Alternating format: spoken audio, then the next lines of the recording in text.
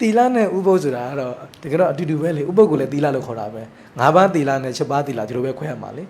အဲ့တော့ဥပုပ်ဆိုတာလည်းတီလာပဲလေအဲ့တော့လူတွေကြတော့ဥပုပ်တီလာအများတန်းမထိန်နိုင်ဘူးတကယ်တော့ထိန်နိုင်ကောင်းတာပေါ့တီလာရဲ့သဘောတရားကလောဘဒေါသတွေနဲအောင်လုပ်တာလေဟိုမှာဥပုပ်တီလာဆိုလို့ရှိရင်နိစ္စဂိတာတီလာထိန်လိုက်လို့ရှိရင်တချင်းပေါ်မှာတာယာတဲ့စိတ်တွေပျောက်သွားတာပဲလေတခါတလေတချင်းနားထောင်ခြင်းနဲ့တချင်းဆိုခြင်းလိုက်တယ်ဒါပေမဲ့တီလာထိန်လိုက်တဲ့ခါကျတော့ဒီစိတ်နဲ့မဆိုဖြစ်တော့ဘူးပေါ့တချင်းနားမထောင်ဖြစ်တော့ဘူးဒီအတန်ပေါ်မှာတာယာတဲ့စိတ်တွေပျောက်သွားတာပဲလေ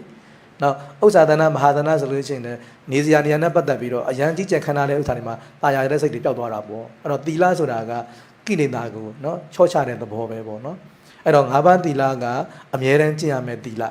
ဥပုပ်တီလာဆိုတာတော့အမြဲတမ်းကြည့်ရမှာပဲဒါပေမဲ့မနိုင်တဲ့ခါကျတော့ရန်ခါပဲစောက်တာပေါ့နော်10ရက်တို့9ရက်တို့ကျိုးတလတစ်ပတ်စသည်ဖြစ်မှာကိုနိုင်တဲ့တို့ကိုကျင့်ကြတာပဲအဲ့တော့ဥပုပ်တီလာဖြစ်ဖြစ်၅ပါးတီလာဖြစ်နှစ်ခုလုံးကတီလာကြီးပဲအဲ့တော့ဥပုပ်တီလာဆိုတာကတော့ဒါသူတော်ကောင်းတွေရဲ့ကျင့်စဉ်အမြဲတမ်းမကျင့်နိုင်လို့အချိန်ပိုင်းကျင့်တဲ့ကျင့်စဉ်သဘောပဲ၅ပါးတီလာကတော့စောက်တီတီဖြစ်စေမစောက်တီတီဖြစ်စေအမြဲတမ်းကျင့်ရမယ်တီလာစာပေထဲမှာနေဆာတီလာအာနိဆာတီလာဒီလိုခွဲတယ်၅ပါးတီလာဆိုတာနေဆာတီလာအမြဲတမ်းထိရမှာဒီနေ့တော့တချို့ကပြောတယ်ဒီနေ့ငါ၅ပါးတီလာမစောက်ကြည့်လိုက်ဘူးငါအရက်တော့လို့ရတယ်ကျွန်တော်ထင်နေတာမဆိုင်ဘူးလေနော်ဘာလို့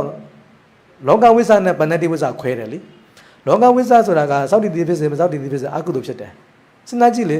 ကဲသူတစ်ပါးတက်ကိုတက်ချင်းမှချောင်းချင်းမကြီးလို့မစောက်တည်လိုက်ဘူးတတ်မယ်အကုသိုလ်ဖြစ်တာပဲလေဒေါသစိတ်ဖြစ်တယ်လေတက်ရင်ဟုတ်လားအဲ့တော့တီလာစောက်တည်မှာအကုသိုလ်ဖြစ်တာပေါ့မစောက်တည်လဲလွန်ကျွရင်အကုသိုလ်ဖြစ်တာပဲနော်အဲ့တော့၅ပါးတီလာနော်ဥပုပ်တီလာနှစ်ခုလုံးကတီလာကြီးပဲ၅ပါးတီလာတော့အများတန်းထိုင်ရမယ်တီလာဥပုပ်တီလာတော့ကိုနိုင်တယ်တော့ထိုင်ရမယ်တီလာပဲဒါကလူတီလာဘိုင်းပေါ့နော်